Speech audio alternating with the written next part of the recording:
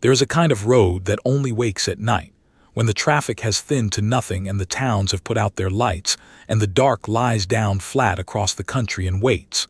Most of them are harmless, but there is one road across one moor, as a man I know learned in a single winter, where something is still driving toward a hospital it will never reach, and at 2 in the morning it comes looking for a living crew to help it finish. Good evening. Come and sit down before we go out onto that moor, because this is a story that keeps late hours, and it is better told with the kettle on and the door shut against the cold. I'm the one who tells these tales. I gather the ones that people carry quietly for half their lives, the ones they will only give you at the end of a long night when their guard is finally down, and I sit with them until they settle into something I can pass to you. Tonight's story came to me from a man who spent one winter driving a night ambulance out of a small station on the edge of a great empty moor, and who, after that winter, never worked another night shift in his life. So pull your chair in close, and let me tell you about a road, a fog, and an ambulance that would not stop answering. The man at the heart of it had come to the work the way a lot of men come to night work, because he was good in the small hours, and because he had run out of better offers. He had driven long-distance lorries for years, up and down the country in the dark, and he was easy with empty roads and with his own company for hours at a stretch. When the ambulance service took him on as a night driver at a rural station out past the moor, he thought privately that it was the softest posting he had ever been given. He would come to understand, before that winter was over, that some roads run empty for a reason, and that being the only living thing on them is not at all the same as being alone. The station was a low brick building on the edge of a market town called Marsh End, which was the last town before the moor swallowed the map. Beyond it, the houses simply stopped, and the land opened out into miles of dead heather and bog and standing water, gray in the day and black at night, with the one road running straight across the middle of it toward the county hospital 40 minutes off on the far side.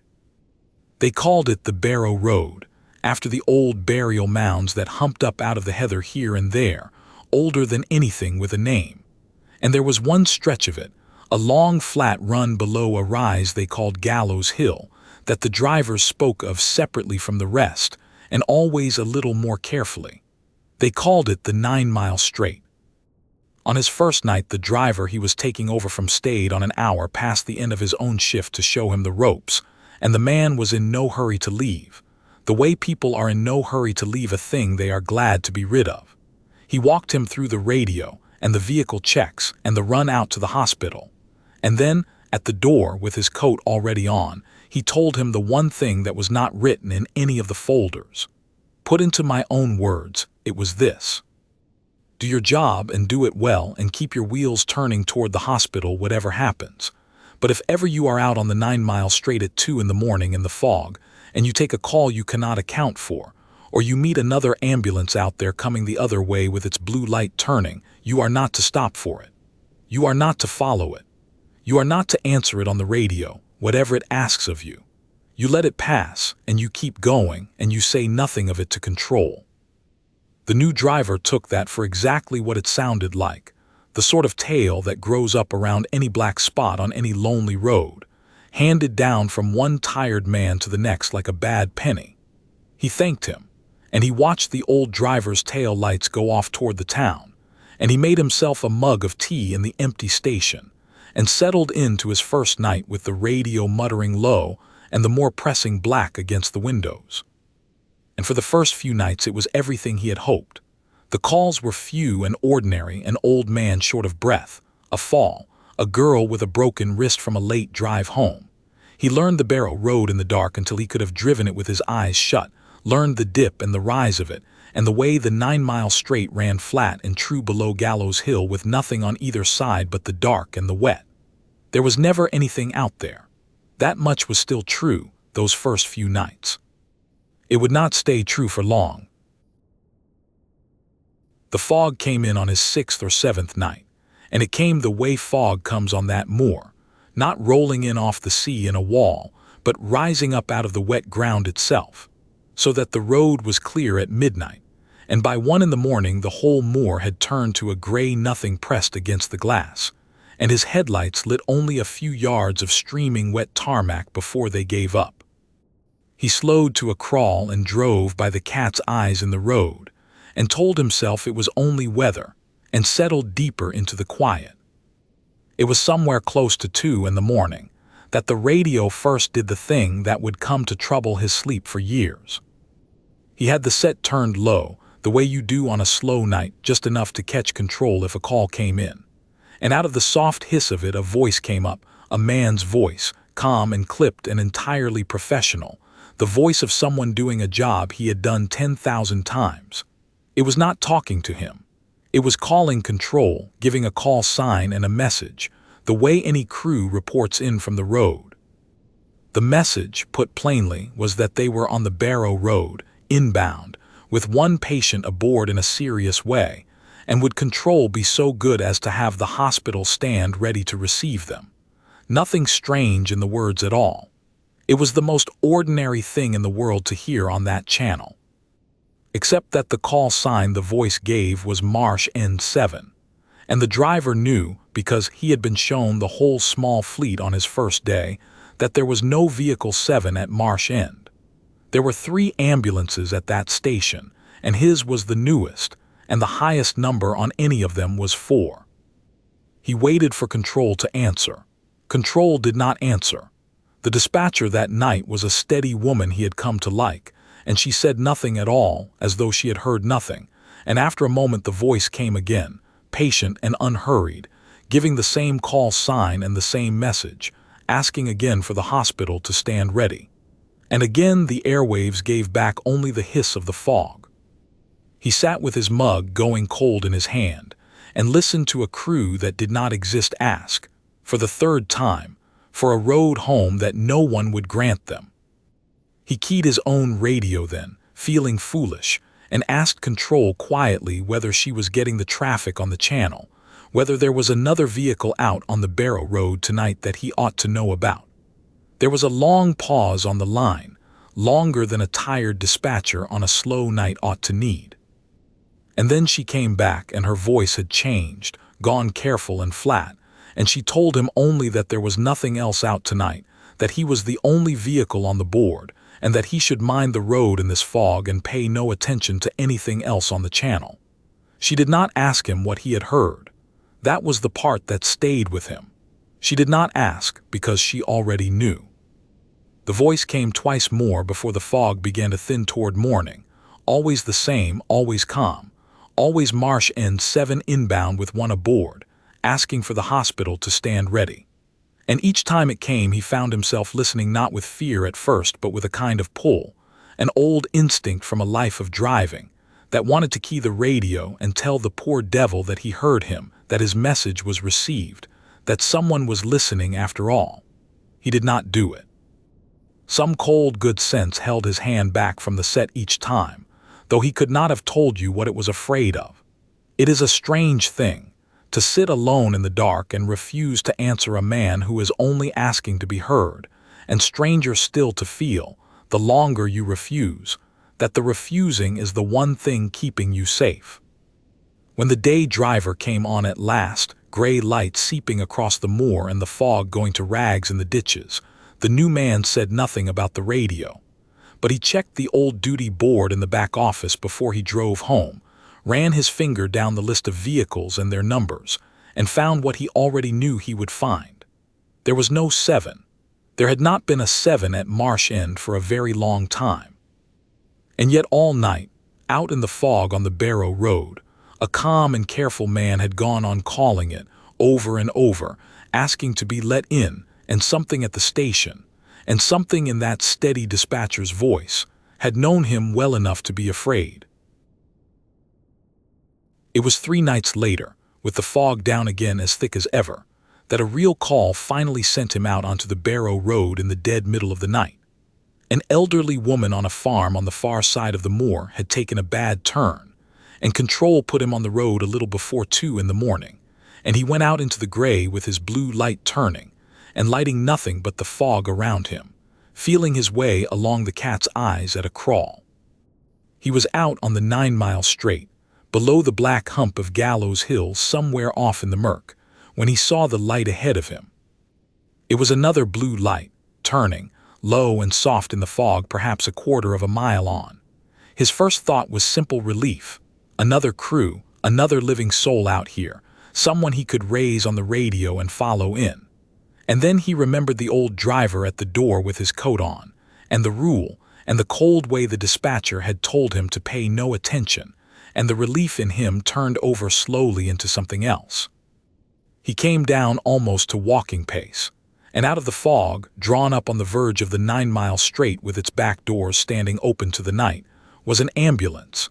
It was an old one, he knew engines and bodywork, and this was a make that had not run on any English road in 20 years or more, boxy and high, and painted in a livery the service had long since given up. Its light turned on the roof. And in the wash of it, working at the open back of the vehicle with a stretcher half in and half out, were two men in the uniform of that older time. He slowed almost to a stop as he drew level, though every part of the rule was telling him not to, because a man cannot help but look. The two of them were entirely intent on their work, the way a good crew is, heads down, moving with the quick-sure economy of men who have done this 1,000 times and mean to lose no second of it. They did not look up at him. They did not seem to feel the cold, though the one nearest him was soaked through, his old uniform dark and heavy with water that ran off him steadily onto the road, as though he had climbed up out of the black bog itself and gone straight back to his work without minding it. On the stretcher between them, under a red blanket, was the small, still shape of a patient. And over all of it hung a silence so complete that he realized he could not hear their engine, nor their boots, nor the stretcher's wheels, nothing at all but his own idling motor and the drip of the fog. He did not stop. Whatever held his foot down, some deep animal wisdom below thought, kept the vehicle rolling, and he went on past them at a crawl into the gray, his heart going hard against his ribs. He kept his eyes on the road ahead and would not let himself look again into the mirror, though every nerve in him wanted to, and it took a strength he did not know he had to keep from slowing, from stopping, from doing the plain human thing, and going back to lend a stranded crew a hand. In his mirror, when at last he could not help but glance, the blue light turned once more, and then the fog closed over it, and it was gone. He drove the rest of the way to the farm shaking, and he did his job there. The woman was frightened and breathless and very much alive, and the ordinary work of caring for her steadied him more than anything could have. He carried her out to the ambulance and settled her and turned back for the county hospital, and he took the long way round by the coast road rather than go back down the 9 Mile Straight, and he told himself, the whole way, that he had seen a stranded crew and nothing more, and that it was only the fog and the hour that had made ghosts of two working men. But when he brought the old woman in through the doors of the county hospital, warm and safe, and complaining about the fuss, the night sister who took her from him mentioned, only in passing, that they had been oddly busy with the moor tonight, that not an hour before, the radio had been carrying some poor crew out on the Barrow Road calling in that they were inbound with one aboard in a serious way, asking the hospital to stand ready. She had gone down herself to open the doors for them. And she said, with a small puzzled laugh that did not quite come off, that she had stood at those open doors in the cold for a good 20 minutes, watching the fog, and that no ambulance had ever come. He could not let it lie after that, and I don't suppose any of us could have. The next day, instead of sleeping, he went looking for the one man he thought might tell him the truth of it, an old fellow who had run the radio desk at Marsh End for 30 years and more, long retired now, living out his days in a cottage on the edge of the town. The driver took him a bottle by way of an introduction, and sat with him by his fire, and asked him plainly about Marsh End 7.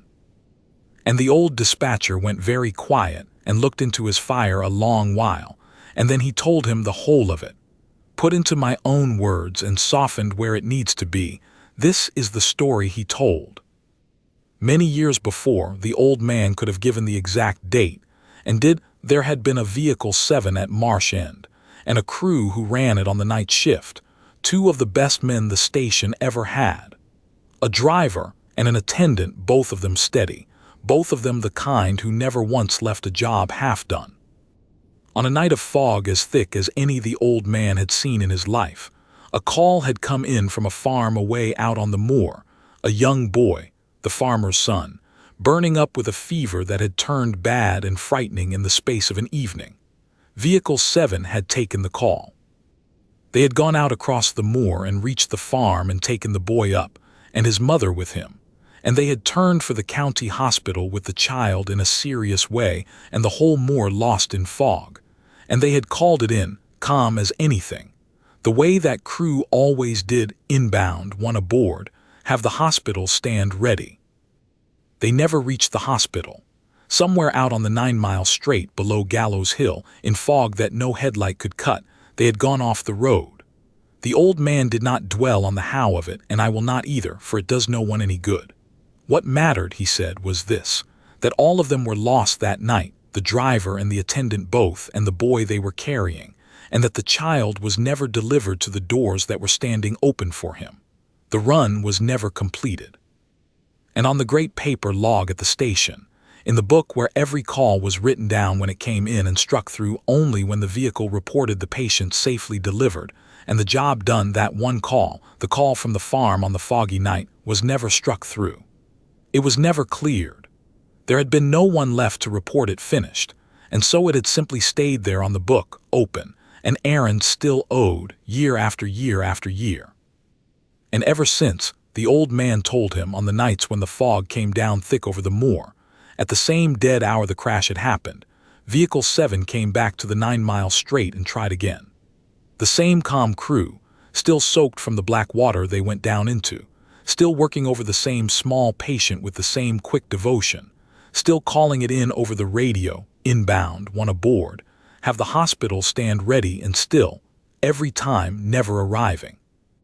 They were not out there to frighten anyone, the old man said, and this was the thing he most wanted the driver to understand.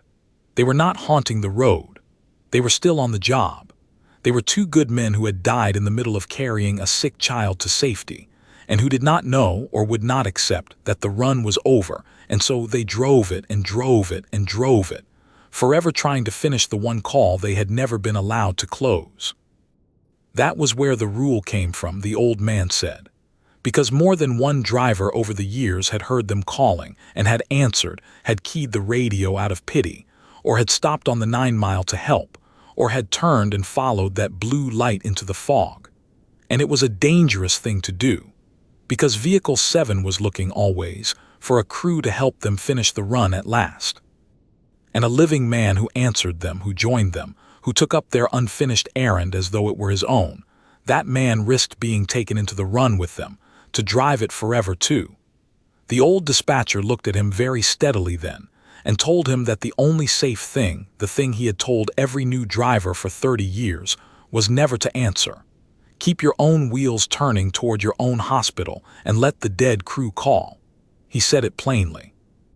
And then he said, more quietly, that he had never once been easy in his conscience about it, because it had always seemed to him a hard thing, to leave two good men calling in the fog forever, and never once tell them that they were heard.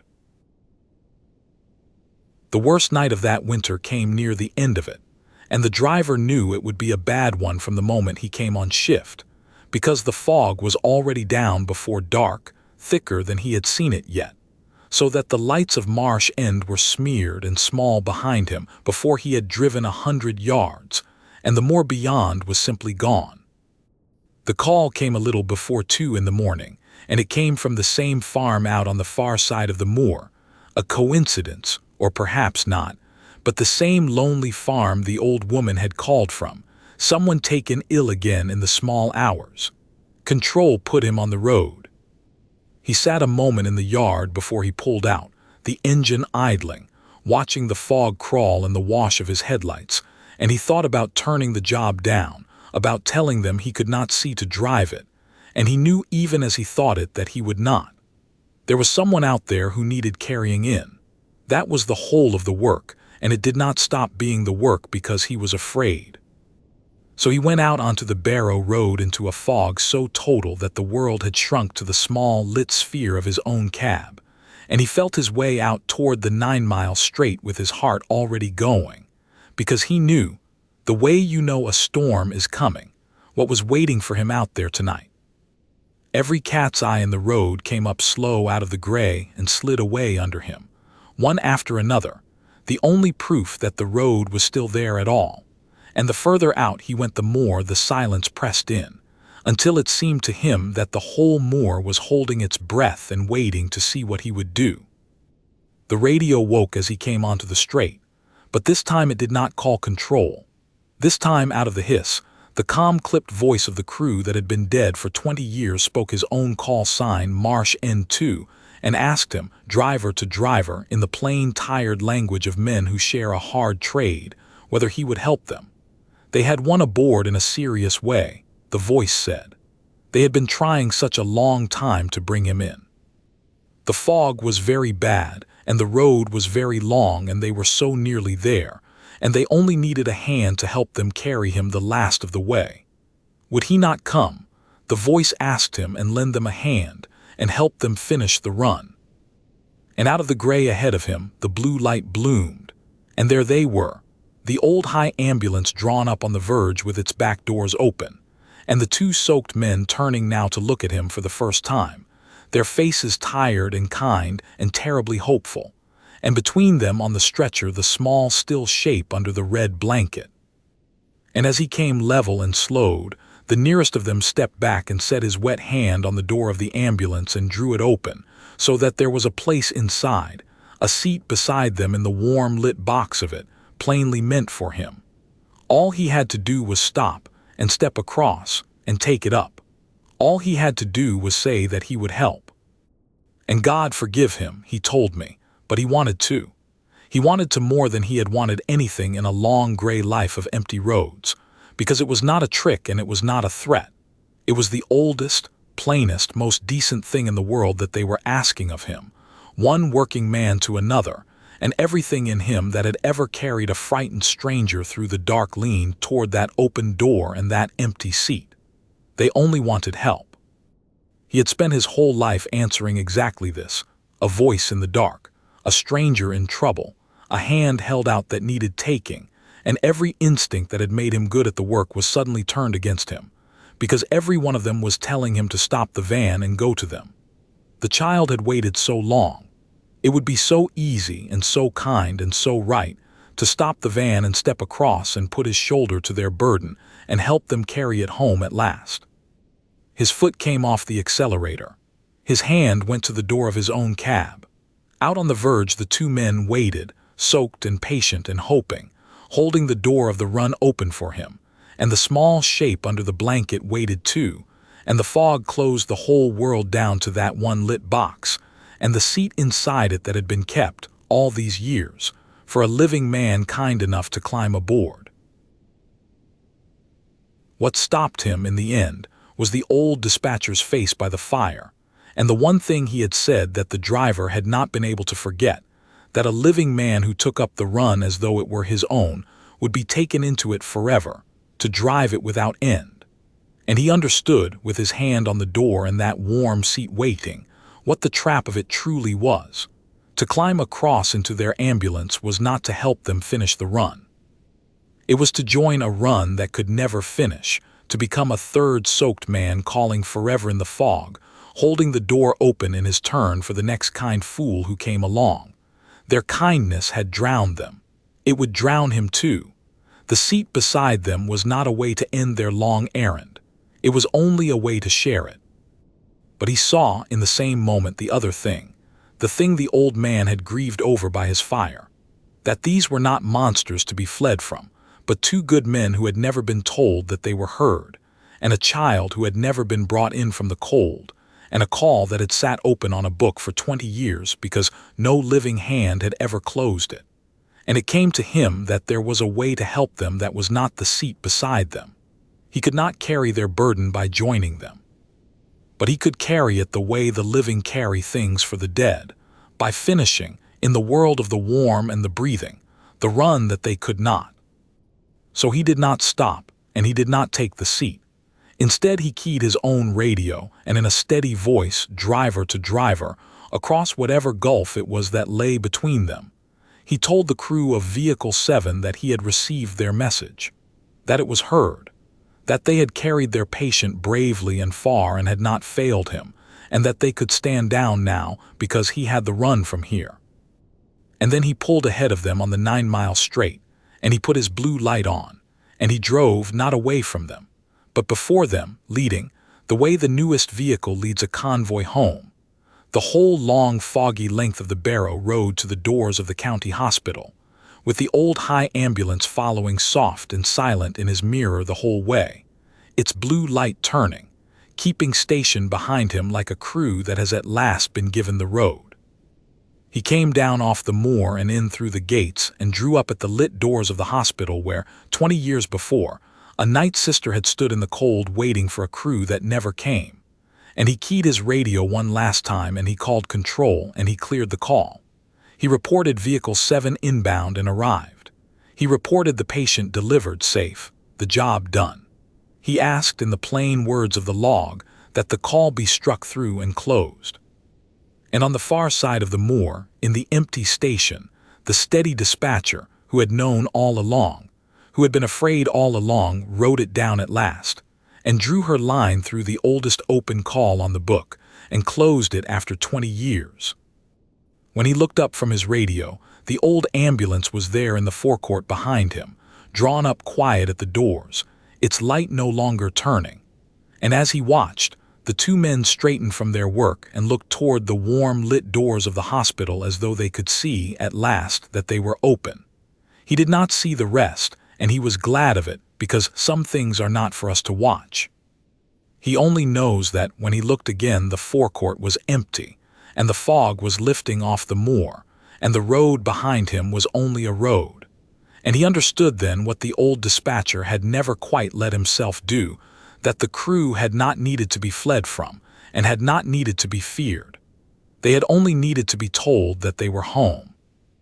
I've thought a good deal about why he carried this story so long before he gave it to me, and I think it is the strangeness of the mercy in it, that the thing on the road was never a horror at all, but a duty that no one had ever helped to lay down, because the dead are not always out there to take something from us. Sometimes they are still trying to give, still carrying in the fog, the last of a burden they took up in kindness and were never allowed to set down. And some journeys, it turns out, are only ever finished when someone living comes along and helps carry them the last mile. That's where I'll leave him and leave you, with a road gone quiet and a call struck through at last, and two good men let go home after a long night's work. Not everything that waits for you in the dark means you harm. Some of it is only waiting to be told that it did enough.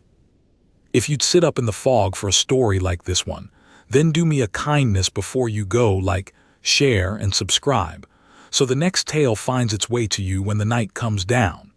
And if the comments are open, tell me, have you ever felt on some empty road in the small hours that you were not quite the only one driving it? Sleep well if you can. Keep a light burning in the window if you'd rather, for anyone still out on the road. And if you ever find yourself alone in the fog at the dead hour and something calls to you for help, calm and tired and kind, be careful and be wise and keep your own wheels turning. But do not be too quick to call it a horror. Some of the dead are only still trying to finish what they began. Good night.